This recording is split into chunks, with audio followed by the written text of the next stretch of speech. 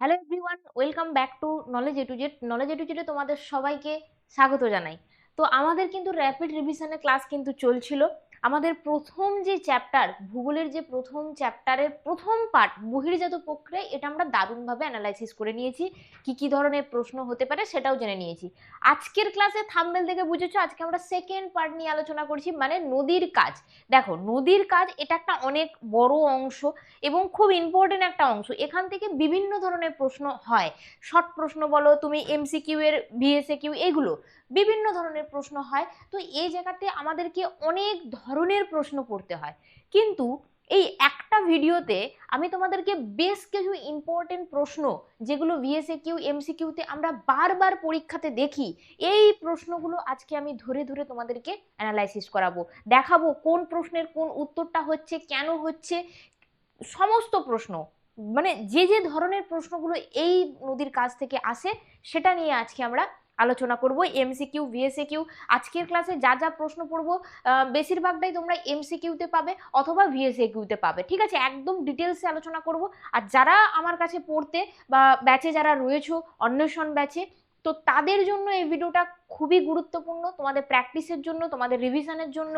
আমি বলেছিলাম যে আমরা অ্যাপে প্রত্যেকটা কনসেপ্ট ডিটেলসে বুঝবো, আমরা শিখবো, আমরা নোটস দেব, তারপরে সেখান থেকে যেটুকু দরকার প্র্যাকটিস, মক টেস্ট, এগুলো কমপ্লিট করার পর তোমাদের জন্য এই ইউটিউবের ক্লাসগুলো কিন্তু খুব গুরুত্বপূর্ণ। আর যারা আমার কাছে পড়োনি, তোমরা নিশ্চয়ই কোথাও না কোথাও পড়ো, তো সেই জায়গা থেকে আমি বলবো তোমরাও এই ক্লাসগুলো খুব মন দিয়ে করো। তুমি যদি কোনো কনসেপ্ট বুঝতেও না পারো, এই ক্লাসটা তোমার জন্য গুরুত্বপূর্ণ। আমি কিন্তু প্রত্যেকটা জিনিস ভালো করে বুঝিয়ে বুঝিয়ে করাবো। ওকে, তো চলো শুরু করে দিচ্ছি। ফটাফট এখনই লাইক করে দাও ভিডিওটায়, আর চ্যানেলটাই নতুন হয়ে থাকে সাবস্ক্রাইব করে রাখতে একেবারেই কিন্তু ভুলো না। চলো, আমাদের দেখো প্রথম যে প্রশ্ন যেটা আমরা দেখিয়াছি, দুটি নদীর মধ্যবর্তী অঞ্চল। বাবু, এটা খুবই গুরুত্বপূর্ণ একটা প্রশ্ন, খুবই গুরুত্বপূর্ণ এটা একটা প্রশ্ন। কেন?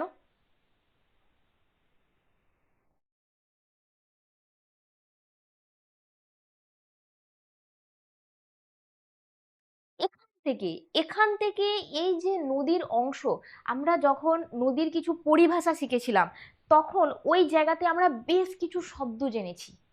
যেমন নদী অববাহিকা, ধারণ অববাহিকা, নদী খাদ, নদী উপত্যকা, দোয়াব, নদী সঙ্গম, এ ধরনের আরো আরো অনেক কিছু রয়েছে। এগুলো কিন্তু একটা ছবির মধ্যে পুরোটা বুঝেছিলাম, মনে পড়ছে? দুটি নদীর যে মধ্যবর্তী অঞ্চল, মনে করো একটা প্রধান নদী যাচ্ছে, সেখান থেকে একটা উপনদী এসে মিলিত হয়েছে, এই দুটি মাঝেরখানে যে অংশটা, সেটাকে আমরা কি বলি? দোয়াব বলি। সেই জায়গাটাকে আমরা বলি দোয়াব। যখন তোমাকে বলবে যে দুটি নদীর জলের যে যেখানটায় মানে সঙ্গম করছে, মিলিত হচ্ছে, দুটি নদীর জল যেই স্থানে মিলিত হচ্ছে, সেটাকে আমরা বলবো নদী সঙ্গম। নদী খাত কোনটা? যেখান দিয়ে নদীটা বয়ে যাচ্ছে, একদম উৎস অঞ্চল থেকে শুরু করে মোহনা পর্যন্ত যেই যেই জায়গাটা দিয়ে বয়ে যাচ্ছে, ওই যে অংশটা, মনে করো এই আমার নদী বইছে, ঠিক আছে, এই যে ভেতরের যে অংশটা যতটা তোমরা দেখতে পাচ্ছ, এইটাকে বলবো আমরা নদী খাত। চলো তোমাদেরকেও একটা সুন্দর করে বুঝিয়ে দিই, সুন্দর করে বুঝিয়ে দিই একটা ছবির মধ্যেই। এই হচ্ছে আমার সেই ছবি। দেখো, এটা আমরা ক্লাসে কিন্তু পুরোটা এঁকেছিলাম, এবং এখানে আরো কিছু পার্ট রয়েছে যেগুলো এখানে নেই, কিন্তু সেগুলোও কিন্তু আমরা বুঝেছিলাম। তো মেন মেন জায়গাগুলো আমি একটু দেখিয়ে দিই। এটা আমাদের উৎস অঞ্চল, দেখতে পাচ্ছ এই যে উৎস অঞ্চল, আর এইটা হচ্ছে আমার মোহনা অঞ্চল, তাই তো? এটা হচ্ছে আমার মোহনা। আচ্ছা, দেখো এখান থেকে একটা নদী এসে মিলিত হয়েছে, যেটাকে আমরা বলছি উপনদী। ওকে, এটাকে আমরা বলছি উপনদী। দেখো বিভিন্ন জলধারা এসে এই প্রধান নদীটাতে এই জায়গাটা কিন্তু ধরে রয়েছে, তাই না? বিভিন্ন জলধারা এসে এই জায়গাটা কিন্তু ধরে রয়েছে। দেখো, এখান থেকে একটা জলধারা এসছে, এই জায়গা থেকে, এই জায়গা থেকে, এটা আবার উপনদী, এইখান থেকে একটা মানে মেন যে জলধারা সেটা নামছে। এই যে জলধারাগুলো, যেটা এই নদীটা, প্রধান নদীটাকে একদম উৎস অঞ্চলে ধরে রেখেছে, সেইটাকে আমরা বলবো ধারণ অববাহিকা। মনে থাকবে, সেইটাকে আমরা বলবো ধারণ অববাহিকা। এই যে দেখো, ধারণ অববাহিকা। আবার এই অংশটাকে দেখিয়েছি, এটা হচ্ছে আমাদের ধারণ অববাহিকা। ওকে, তারপর দেখো নদী উপত্যকা, এই যে নদীটা বইছে তার পাশের যে জায়গাটা, তার পাশে এই জায়গাটা দেখো না, এই জায়গাটা, এইটাকে আমরা বলবো নদী উপত্যকা।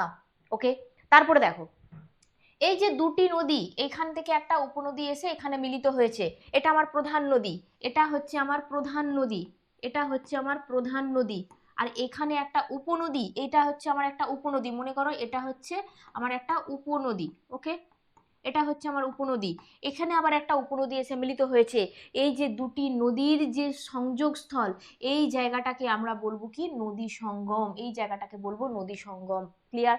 দুটো নদী, এই প্রধান নদী এই উপনদী, এর মাঝখানে একটা দেখো ফাঁকা একটা বৃহৎ জায়গা রয়েছে, এই যে জায়গাটা, এই যে জায়গাটা, এই যে জায়গাটা, এই পুরো জায়গাটাকে আমরা বলবো দোয়াব। যেই প্রশ্নটা আমরা এক্ষুনি করলাম যে দুটি নদীর মাঝখানে যে মধ্যবর্তী অঞ্চল, সেটাকে আমরা বলবো দোয়াব। ওকে, আবার প্রধান নদী যাচ্ছে, এই দিকে একটা ভেঙে গেছে, এটাকে আমরা বলবো কি শাখা নদী। ক্লিয়ার? আশা করছি বুঝতে পেরেছো। এখানে আরো কিছু কনসেপ্ট রয়েছে যেগুলো তোমরা বই দেখে পড়ে নিতে পারো, কিংবা তোমাদের যে নদী, যেমন আমাদেরকে জানতে হবে নদী অববাহিকা এখানে নেই, পুরো জায়গাটা এই যে নদী যে বইছে এর আশেপাশের জায়গা বলো, বা যতটা জায়গা দিয়ে বা যে যে অঞ্চল জুড়ে নদীটা বয়ে যাচ্ছে সেই জায়গাটাকে আমরা বলবো নদী অববাহিকা। ওকে, এই জায়গাগুলো তোমাদের কিন্তু মনে রাখতে হবে। এবং এখান থেকে একটা প্রশ্ন কিন্তু সচরাচর প্রায় পরীক্ষাতে, তুমি ইউনিট টেস্ট বলো, তুমি টেস্ট পরীক্ষা বলো, এমনকি তুমি ফাইনাল এক্সাম বলো, একটা প্রশ্ন কিন্তু হয় শূন্যস্থান, নয় শুদ্ধ অশুদ্ধ, নয় এমসিকিউ, নয় তোমার কি বলবো স্তম্ভ মেলানো, যেখানে না যেখানে হোক একটা প্রশ্ন এখান থেকে থাকেই থাকে। তো এই কনসেপ্টটা ভালো করে বুঝতে হবে, ভালো করে বুঝতে হবে। চলো নেক্সট প্রশ্ন। নেক্সট প্রশ্ন দেখো, দুটি নদীর অববাহিকাকে মধ্যবর্তী যে উচ্চভূমি, তাকে কি বলা হয়? তাকে বলি আমরা জলবিভাজিকা, তাকে বলি আমরা জলবিভাজিকা। কেমন ছবিটা? এই যে এই ধরনের যে ছবিটা, এই ধরনের যে ছবিটা, ঠিক আছে, এই ধরনের যে ছবিটা, ঠিক আছে, সেইটাকে আমরা কিন্তু বলছি জলবিভাজিকা। দেখো এই যে এই দিক থেকে জল, এখান থেকে ধরো উৎপত্তি হলো, যেটা দুদিকে, এটা উঁচু হওয়ার জন্য দুদিকে জলটা ভেঙে গেছে, এটা উঁচু হওয়ার জন্য দুদিকে ভেঙে গেছে, দুদিকে পৃথক হয়ে গেছে, দুদিকে আলাদা হয়ে গেছে, সেইটাকে আমরা বলি জলবিভাজিকা। যদি তোমাকে এই প্রশ্নটা এইভাবে দিল না, তোমাকে দিল যে উচ্চভূমি নদী গোষ্ঠীকে পৃথক করে বা আলাদা করে, তাকে কি বলে? একই উত্তর হবে জলবিভাজিকা। এটা একটা উচ্চভূমি যে কিন্তু নদী গোষ্ঠীকে কিন্তু আলাদা করে দিচ্ছে, এই দিকের জল এইদিকে বইছে, এই দিকের ধারের জল এইদিকে বইছে, এইটাকে আমরা বলি জলবিভাজিকা। ওকে, চলো। ডব্লিউ হোপিংস এর মতে নদীর গতিবেগের ক্ষমতা যদি দ্বিগুণ বেড়ে যায়, তাকে কি বলা হয়? তাকে তার বহন ক্ষমতা বাড়ে তাহলে কতটা? এইটা দেখো, নদীর গতিবেগ যদি দ্বিগুণ হয় তাহলে তার বহন ক্ষমতা বাড়ে 64 গুণ।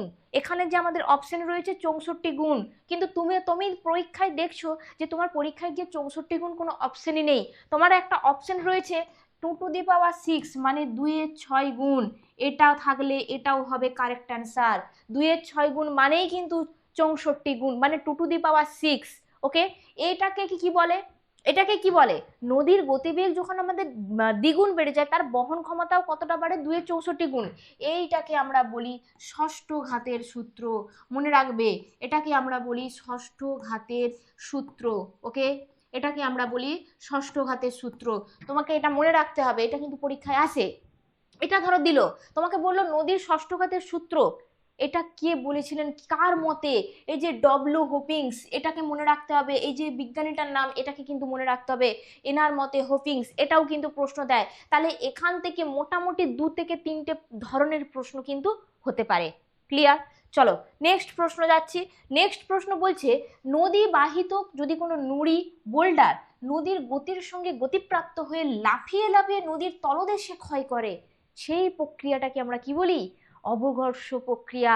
আমাদের নদীর ক্ষয় কাজ, নদীর ক্ষয় কাজ, আমাদের জলপ্রবাহ ক্ষয়, অবঘর্ষ ক্ষয়, ঘর্ষণ ক্ষয়, দ্রবণ ক্ষয়, এবং আমাদের রয়েছে বুদবুদ ক্ষয়। এই ক্ষয়গুলোর মাধ্যমে কিন্তু হয়। এই যে দেখো নদীর ক্ষয়কাজ পদ্ধতি, একটা ছবিতে আমি পুরোটা দেখিয়েছি। জলপ্রবাহ ক্ষয়, জলের চাপের ফলে শিলাখণ্ড ভেঙে যায়, জলের স্রোত, জলের যে স্রোতটা যায়, তার ফলে কি হচ্ছে, যে শিলাখণ্ড সেগুলো ভেঙে যাচ্ছে। ভেঙে যাওয়ার পরে কি করছে, নদী খাতের বা নদীর তলদেশে গভীর গর্ত, এই যে গতি তোমার গর্ত তৈরি করছে, নদীর তলদেশকে ক্ষয় করছে। এই প্রক্রিয়াটাকেই আমরা বলছি অবঘর্ষ প্রক্রিয়া। মনে থাকবে, অবঘর্ষ প্রক্রিয়া। নেক্সট, ক্ষয় ঘর্ষণ ক্ষয়। ঘর্ষণ ক্ষয় কি? এই বোল্ডারগুলোই যখন যখন নদীর স্রোতে বয়ে যাচ্ছে তখন নিজেদের মধ্যে সংঘর্ষ হচ্ছে, এটাকে আমরা বলছি ঘর্ষণ ক্ষয়। বুদবুদ ক্ষয় কোনটা? দ্রুত প্রবাহের সময় এই বুদবুদ ফেটে শিলায় ক্ষুদ্র গর্ত তৈরি করে, এইটাকে আমরা বলছি বুদবুদ ক্ষয়। নেক্সট রয়েছে আমাদের দ্রবণ ক্ষয়। এখানটা ভালো করে মনে রাখবে, এই যে চুনাপাথর এবং জিপসাম এই নদীর জলে দ্রবীভূত হয়ে কিন্তু ক্ষয়প্রাপ্ত হয়। তোমাকে প্রশ্ন দিতে পারে এই চুনাপাথর জিপসাম কোন ধরনের ক্ষয় করে, এটা কিন্তু হবে তোমাদের দ্রবণ ক্ষয়। তাহলে এই নদীর ক্ষয় কাজটা খুব গুরুত্বপূর্ণ, এই জায়গাটা ভালো করে বুঝতে হবে, এখান থেকে কিন্তু এই ধরনেরই প্রশ্ন হয়। মনে থাকবে, মনে থাকবে। ঠিক আছে, তাহলে এই হলো আমার অবঘর্ষ ক্ষয়। ক্লিয়ার? চলো নেক্সট। নেক্সট দেখো, শুষ্ক অঞ্চলে গিরিখাত। গিরিখাতকে আমরা কি বলি? শুষ্ক অঞ্চলে গিরিখাত যেটা নিম্নক্ষয় হয়, গভীরভাবে হয়, তাকে আমরা বলি ক্যানিয়ন। তাকে আমরা বলি ক্যানিয়ন, তাই তো? শুষ্ক অঞ্চলে গিরিখাতকে আমরা বলি ক্যানিয়ন, আর আর্দ্র অঞ্চলে যেটা দেখা যায় সেটা কিন্তু গিরিখাত। সেটা কিন্তু গিরিখাত। আর্দ্র অঞ্চলে সেটা কিন্তু যেটা দেখা যায় সেটা কিন্তু গিরিখাত। আর গিরিখাত হয় ভি আকৃতির। মনে রাখবে, এই যে ভি আকৃতির উপত্যকাকে আমরা কিন্তু বলি গিরিখাত। ওকে, গিরিখাত মনে থাকবে। আর এই ক্যানিয়ন এটা কিন্তু হয় সবসময় আই আকৃতির, এটা হয় আই আকৃতির, মনে থাকবে। তোমাকে প্রশ্ন দিতে পারে যে আই আকৃতির উপত্যকাকে আমরা কি বলি? ক্যানিয়ন, হ্যাঁ, হিমদ্রোণী, গিরিখাত, মন্তকূপ, এইরকম তোমাকে অপশন দিল। তাহলে এই জায়গাগুলো কিন্তু তোমাদেরকে মনে রাখতে হবে। ক্লিয়ার? এখান থেকে কিন্তু এই প্রশ্নই হয়। আর আই আকৃতির, ভি আকৃতির উপত্যকা, গিরিখাত, ক্যানিয়ন, এখান থেকে এই ধরনের প্রশ্ন হয়। আরো প্রশ্ন হয়, যেমন পৃথিবীর গভীরতম গিরিখাত কি? আমি আসছি, সব কিছু বলে দেবো, সব কিছু বলে দেবো। চলো নেক্সট। জলপ্রপাতের নিচে সৃষ্টি যে গর্ত, এই ধরো জলপ্রপাত, তার নিচে যে সৃষ্টি হয় হাঁড়ির মতো একটা গর্ত, এখানে জল পড়ছে, জলপ্রপাত সৃষ্টি হয়েছে, হাঁড়ির মতো যে গর্ত তৈরি হয় তাকে কি বলা হয়? প্রপাতকূপ। প্রপাতকূপ, তাকে বলে প্রপাতকূপ। এর আরেকটা নাম রয়েছে, সেটা হচ্ছে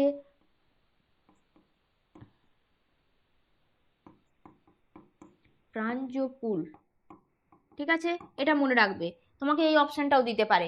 ঠিক আছে, এটা মনে রাখতে হবে। তাহলে জলপ্রপাতের নিচে, জলপ্রপাতের তলদেশে যে গর্ত সৃষ্টি হয়, যে হাঁড়ির মতো গর্ত সৃষ্টি হয়, তাকে আমরা বলছি প্রপাতকূপ। চলো নেক্সট প্রশ্ন।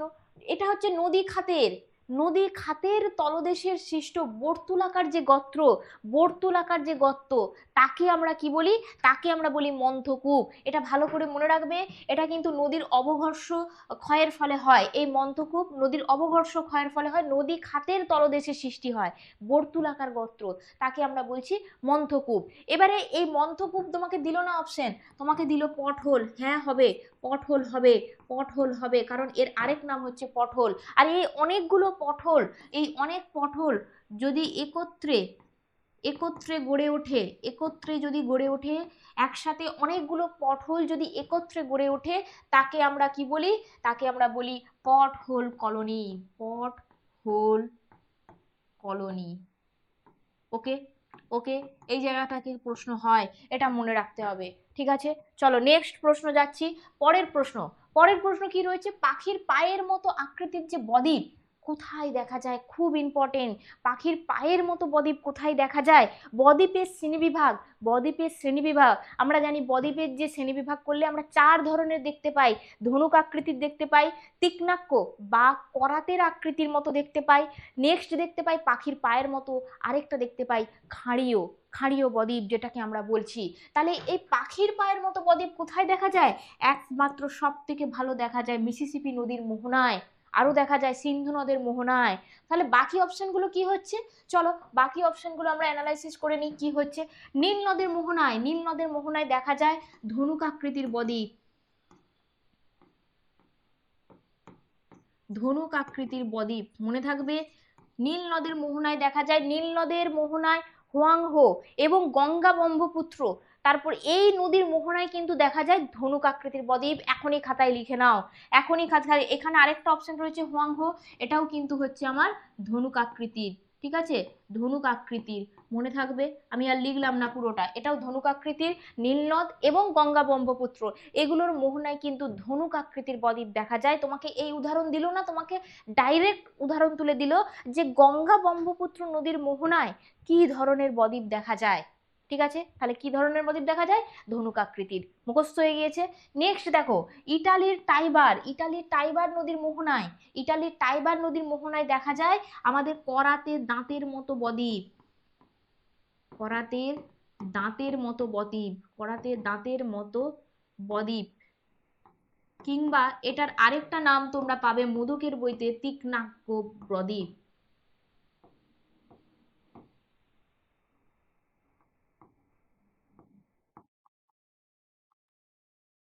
ওকে, ওকে, বোঝা গেল? তাহলে প্রত্যেকটা পয়েন্ট কিন্তু আমরা অ্যানালাইসিস করে দিলাম। নেক্সট চলো, নেক্সট যে প্রশ্ন রয়েছে আমাদের, নেক্সট প্রশ্ন কি রয়েছে? প্রশস্ত ফানেলের চওড়া ফানেল আকৃতির নদীর মোহনাকে কি বলে? তোমাকে যদি বলে যে ফানেল আকৃতির চওড়া, এই প্রশস্তটা প্রথমে দিল না, এই জায়গাতে লিখে দিল যে চওড়া নদীর মোহনাকে কি বলে, একই প্রশ্ন, তাকে বলা হয় খাঁড়ি, তাকে বলা হয় খাঁড়ি। মনে করো এই যদি আমার নদী হয়, এই ধরো আমার নদী এই ধরনের, এই যে এই যে প্রশস্ত হয়ে গিয়েছে, এই যে প্রশস্ত হয়ে গিয়েছে, চওড়া হয়ে গিয়েছে, মোহনায় এসে চওড়া হয়ে গিয়েছে, এইটাকে আমরা কি বলি? এটাকে আমরা বলি খাঁড়ি। মনে থাকবে, এটাকে আমরা বলি খাঁড়ি। তাহলে অপশন বি হচ্ছে আমার এখানে কারেক্ট অ্যান্সার, অপশন বি হচ্ছে কারেক্ট অ্যান্সার। নেক্সট আমরা যে জায়গাটা পড়বো, এই জায়গাটা very very very very very গুরুত্বপূর্ণ। তুমি ভাবতে পারবে না, এখান থেকে একটা প্রশ্ন তোমাদের পরীক্ষায় কিন্তু আসছেই। এবারে ফার্স্ট ইউনিট টেস্টের পরীক্ষায় তোমাদের একটা প্রশ্ন এই জায়গা থেকে কিন্তু থাকবেই, সেটা ভিএসএ কিউ হতে পারে, সেটা এমসিকিউ হতে পারে। এখানে যত প্রশ্ন আলোচনা করলাম, এই প্রশ্নগুলো প্রত্যেকটা এমসিকিউ এ হলেও এগুলো কিন্তু তুমি ভিএসএ কিউতেও পেতে পারো। বোঝা গেল? তাই বুঝে বুঝে পড়তে হবে, যেটুকু পড়বে ভালো করে পড়বে। এমসিকিউ দিল না, ভিএসএ কিউ দিল, তো আমি ওই জন্যই এমসিকিউ প্যাটার্ন এনেছি, ঠিক কথাই, যাতে প্রত্যেকটা কনসেপ্ট আমি বুঝিয়ে দিতে পারি, যাতে ভিএসএ কিউ এবং এমসিকিউ একসাথে সলভ হয়, একসাথে আমরা করতে পারি। ওকে, চলো নেক্সট পার্টটা দেখো। নেক্সট পার্টটা আমি বললাম কি, এই যে পার্টটা, এটা আমাদের খুব গুরুত্বপূর্ণ। এখান থেকে একটা প্রশ্ন সাধারণত পরীক্ষাতে থাকেই, ফার্স্ট ইউনিট টেস্টের পরীক্ষাতে থাকেই। প্রথম দেখো, পৃথিবীর দীর্ঘতম গিরিখাত, আমরা বলছি ইচাং গিরিখাত, এই গিরিখাতটা হবে। ঠিক আছে, পৃথিবীর দীর্ঘতম গিরিখাত হচ্ছে আমাদের ইচাং গিরিখাত, মনে রাখতে হবে। নেক্সট, পৃথিবীর গভীরতম গিরিখাত হচ্ছে কালীগণ্ডকী গিরিখাত। ঠিক আছে, বৃহত্তম ক্যানিয়ন আমরা বলছি গ্র্যান্ড ক্যানিয়ন, যেটা অবস্থিত কলোরাডো নদীতে। এটা মনে রাখবে, গ্র্যান্ড ক্যানিয়ন কোন নদীতে দেখা যায় বা কোন নদীতে অবস্থিত, এটাও কিন্তু প্রশ্ন দেয়, এজন্য আমি পাশে লিখে দিয়েছি কলোরাডো। আমি বলেছি যেটুকু পড়াবো একদম ফুল ক্লিয়ার করে দেবো, যা যা ধরনের প্রশ্ন হয় সব বলে দেবো। ঠিক আছে, তারপরে দেখো, গভীরতম ক্যানিয়ন দেখা যায় সাংপো ক্যানিয়ন। আচ্ছা, পৃথিবীর গভীরতম, পৃথিবীর উচ্চতম জলপ্রপাত হচ্ছে সাল্টো আলজের। এখান থেকে আরেকটা প্রশ্ন হয়, ভারতের নায়াগ্রা জলপ্রপাতটা, এই যে চিত্রকূট জলপ্রপাত কিন্তু ভারতের নায়াগ্রা জলপ্রপাত নামে পরিচিত। এটা হচ্ছে পৃথিবীর একদম সুদৃশ্যতম জলপ্রপাত, মানে সুন্দর দেখতে, সুন্দর দেখতে। এটাও একটা প্রশ্ন, যেটা অবস্থিত ইন্দিরাবতী নদীতে, যেটা অবস্থিত ইন্দিরাবতী নদীতে। তাহলে এখান থেকে কিন্তু দু তিন ধরনের প্রশ্ন কিন্তু হতে পারে। বোঝা গেল? এই পাশে দেখো, পৃথিবীর বৃহত্তম নদীদ্বীপ ইলহা দা মারাজো, এটা কিন্তু অ্যামাজনের নদীতে। ঠিক আছে, অ্যামাজনের নদীতে। নেক্সট, ভারতের বৃহত্তম নদীদ্বীপ হচ্ছে মাজুলি দ্বীপ, খুব গুরুত্বপূর্ণ। পৃথিবীর দীর্ঘতম খাঁড়ি হচ্ছে নদীর ওব নদীর খাঁড়ি, এটা হচ্ছে সব থেকে দীর্ঘতম, এবং বৃহত্তম বদ্বীপ হচ্ছে গঙ্গা ব্রহ্মপুত্র বদ্বীপ। খুব খুব খুব গুরুত্বপূর্ণ এই প্রশ্নটা। এখানে আরেকটা প্রশ্ন নেই, যেটা তোমরা এক্ষুনি খাতায় লিখে নাও। তুরস্কের মিয়েন্ডার নদীতে কিন্তু এই নদীবাগ, তুরস্কের মিয়েন্ডার্স, এই যে নদী, মিয়েন্ডার কথার মানেই হচ্ছে নদীবাগ, কোথায় দেখা যায়? এটা কিন্তু তুরস্কের নদীতে, তার নাম অনুযায়ী কিন্তু নামকরণ করা হয় মিয়েন্ডার বলে। এটা মনে রাখবে, তুরস্কের নদী। ক্লিয়ার? এই জায়গাটা ভালো করে পড়বে। আচ্ছা, খাঁড়ির বদ্বীপ, এটা কোন কোন নদীতে দেখা যায়? ফ্রান্সের সাইন, এই রাইন নদী, এগুলো মনে রাখতে হবে। ঠিক আছে, এখানটা মনে রাখতে হবে, এই জায়গাটা। তাহলে আমি দুটো প্রশ্ন বলে দিলাম, আশা করছি তোমরা দুটো প্রশ্ন আমার দেখে শুনে লিখে নেবে। ওকে, ওকে, বোঝা গেল? তাহলে এই জায়গাটা ভালো করে কিন্তু পড়তে হচ্ছে আমাদেরকে। আমি কিন্তু যখন ব্যাচে পড়িয়েছি বা যারা ব্যাচের স্টুডেন্ট রয়েছে তারা কিন্তু জানো আমি তোমাদেরকে বারবার করেছি, এবং এখান থেকে আমি কিন্তু একটা নোটস অলরেডি তোমাদেরকে প্রোভাইড করে দিয়েছি একদম ওয়ান লাইনার করে। এখানে আরও কিছু ইম্পর্টেন্ট রয়েছে, তো সেগুলোও কিন্তু আমি ওখানে প্রোভাইড করে দিয়েছি। বোঝা যাচ্ছে? একদম ব্যাচে যেই লেভেলের এগুলো পড়ানো হয়েছে ওদের কাছে একদম ইজি ব্যাপার, এটা ইজি ব্যাপার। বুঝতে পারছো? পুরো ধরে ধরে কনসেপ্ট ক্লিয়ার করিয়েছি। চলো নেক্সট কি, নেক্সট প্রশ্ন খুব গুরুত্বপূর্ণ এই প্রশ্নটা। সুন্দরবনে বিশ্ব উষ্ণায়নের পরে সম্পূর্ণভাবে নিমজ্জিত হয়েছে কোন দ্বীপটা? কোন দ্বীপটা সম্পূর্ণভাবে নিমজ্জিত হয়েছে? কারেক্ট অ্যান্সার হচ্ছে লোহাচড়া দ্বীপ। লোহাচড়া দ্বীপ, ঠিক আছে, কারেক্ট অ্যান্সার হচ্ছে লোহাচড়া দ্বীপ। এই লোহাচড়া দ্বীপ যেটা কিন্তু এই ভ্যানিসিং দ্বীপ নামে পরিচিত, যেটা কিন্তু ভ্যানিসিং দ্বীপ নামে পরিচিত, যেটা কিন্তু ভ্যানিসিং দ্বীপ নামে পরিচিত, কোনটা? এই লোহাচড়া দ্বীপ ভ্যানিসিং দ্বীপ নামে পরিচিত। এখান থেকে আরো 2-3 ধরনের প্রশ্ন হয়। দেখো, সুন্দরবনে বিশ্ব উষ্ণায়নের ফলে সমস্ত দ্বীপই কিন্তু প্রায় নিমজ্জিত হয়ে গিয়েছে, কিন্তু এটা বলছে সম্পূর্ণভাবে নিমজ্জিত হয়ে গিয়েছে, মানে একেবারে নিমজ্জিত হয়ে গেছে, সেটা হচ্ছে লোহাচড়া দ্বীপ। ওকে, আচ্ছা, নিউমুর দ্বীপ, এটা একটু মনে রাখবে। নিউমুর দ্বীপ এটা কোথায় দেখা যায়? এটা হচ্ছে আমাদের হাড়িয়া ভাঙা, হাড়িয়া ভাঙা নদীর মোহনায় বা নদীতে, এই নদীতে কিন্তু এই নিউমুর দ্বীপ কিন্তু দেখা যায়। নেক্সট ঘোড়ামারা দ্বীপ, এটা তোমাকে জিজ্ঞাসা করতে পারে কোথায় দেখা যায়, এটা হচ্ছে আমাদের হুগলি, হুগলি নদীর, ঠিক আছে, হুগলি নদীতে এই দ্বীপ অবস্থিত, ঘোড়ামারা দ্বীপ। তাহলে এই প্রশ্নগুলো কিন্তু এই দ্বীপ থেকে আসতে পারে, ঠিক আছে। মোটামুটি এখান থেকে যে কটা মোস্ট মোস্ট মোস্ট ইম্পর্টেন্ট প্রশ্ন প্রিভিয়াস ইয়ারে এসেছে, প্রত্যেকটা স্কুলে আসে, প্রত্যেকটা প্রশ্ন ধরে ধরে অ্যানালাইসিস করেছি। ভিএসএ কিউ এমসিকিউ এর জন্য নদীর কাছ থেকে এই প্রশ্নগুলো তোমাকে অবশ্যই করতে হবে। পাশাপাশি তুমি টেক্সট থাকলে টেক্সট বই পড়তে পারো, এছাড়া তোমার কাছে যদি আমার নোটস থাকে সেটা তুমি পড়তে পারো। তো আমি যে ওয়ানলাইনারগুলো দিয়েছি এটার জন্য খুব গুরুত্বপূর্ণ এই চ্যাপ্টারে। ওয়ানলাইনারের প্রত্যেকটা প্রশ্ন খুবই গুরুত্বপূর্ণ এবং এই জিনিসগুলো আমি কিন্তু ওয়ানলাইনার করে দিয়েছি। ওকে, তো চলো, যারা মনে করছো যে আমার কাছে পড়বে, এই অন্বেষণ ব্যাচে আমাদের সাথে যুক্ত হবে, নিজের প্রিপারেশান মাধ্যমিকে গিয়ে আরও বেটার রেজাল্ট করবে, তাদের জন্য আমি একটু বলে দিই আমাদের যে ব্যাচ রয়েছে, আমাদের ব্যাচ কোথায় তুমি পাবে? গুগল প্লে স্টোর থেকে নলেজ এ টু জেড এই অ্যাপটা ডাউনলোড করে নেবে। তারপর তোমার মোবাইল নাম্বার দিয়ে তুমি অ্যাপে লগ ইন করে নেবে, ঠিক আছে, লগ ইন করে নেওয়ার পরে তোমার এই পেজটা ওপেন হবে, ওকে। এই পেজটা ওপেন হলে তুমি ক্লাস 10 এটাতে ক্লিক করবে, ঠিক আছে, এটাতে ক্লিক করলে তোমার এই পেজটা ওপেন হবে।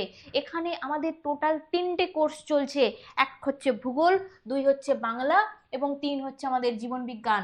বাংলা এবং ভূগোল এই দুটি সাবজেক্টই কিন্তু আমি পড়াই প্রত্যেকটা দিন তোমাদের এখানে লাইভ, প্রত্যেক দিন নয়, এখানে 2 দিন, সপ্তাহে 2 দিন করে, মানে 2 দিন বাংলা 2 দিন ভূগোল লাইভ ক্লাস হয়। যে ক্লাস করতে পারবে না, লাইভ ক্লাস অ্যাটেন্ড করতে পারবে না, প্রত্যেকটা ক্লাসের তুমি রেকর্ড ক্লাস পেয়ে যাবে। প্রত্যেকটা সাবজেক্ট মানে বাংলা বলো ভূগোল বলো তুমি নোটস পাবে একদম, হ্যাঁ, মানে যে নোটস তোমাকে পরীক্ষার হলে লিখতে হবে একদম ছবি সহ, যা কিছু প্রয়োজন, যা কিছু শর্ট কোশ্চেন থেকে আমাদের বড় প্রশ্ন থেকে প্রত্যেকটা জিনিসের নোটস পাবে। তোমরা জীবন বিজ্ঞানেও স্যারের কাছে 2টো ক্লাস পাবে, ঠিক আছে, 2টো ক্লাস তোমাদের 2 দিন হয় সপ্তাহে, একইভাবে 2 দিন ক্লাস হয়, লাইভ ক্লাস, তার রেকর্ড ক্লাস পেয়ে যাবে। আর কিছু বলার নেই, তোমরা দেখে নিও, যদি কেউ পারচেস করতে চাও অবশ্যই করে নিতে পারো। প্রাইস 599 এবং জীবন বিজ্ঞানটা রয়েছে 799। যদি ব্যাচ সম্পর্কে তোমার কোনো জানার ইচ্ছে থাকে কিংবা তুমি আমাদের ব্যাচে জয়েন করতে চাচ্ছ, তোমার কোনো ডাউট হচ্ছে, তো সেই জায়গা থেকে আমি তোমাকে বলবো তুমি এই নাম্বার 8900058615 এই নাম্বারে তুমি কন্ট্যাক্ট করে নিতে পারো, তুমি হোয়াটসঅ্যাপ করতে পারো, তুমি কল করতে পারো, যা খুশি করতে পারো। তোমার যদি কোনো ব্যাচ রিলেটেড কোনো ডাউট থাকে অবশ্যই তুমি সেটা জানাতে পারো। তো চলো, আজকের ভিডিও আমি এখানেই শেষ করছি। পরবর্তী ক্লাস কত তাড়াতাড়ি দরকার এবং চাই কিনা সেটাও অবশ্যই জানিয়ে দিও। আর ভিডিওটা লাইক করতে একেবারেই ভুলো না, লাইক সাবস্ক্রাইব অবশ্যই মাস্ট, নতুন হয়ে থাকলে অবশ্যই সাবস্ক্রাইব করবে। আর প্রত্যেককেই কিন্তু ভিডিওটাতে লাইক করে দিও। এই ভিডিওর পার্টগুলো কিন্তু ভেরি ভেরি গুরুত্বপূর্ণ তোমাদের ফার্স্ট ইউনিট টেস্টের জন্য। এগুলো সাজেশন ভিত্তিক, বোঝা গেল? তো চলো আজকের ক্লাস এখানেই শেষ করছি, পরবর্তী ক্লাসে আবারও তোমাদের সাথে দেখা হচ্ছে। আজকের মতো সবাইকে টাটা।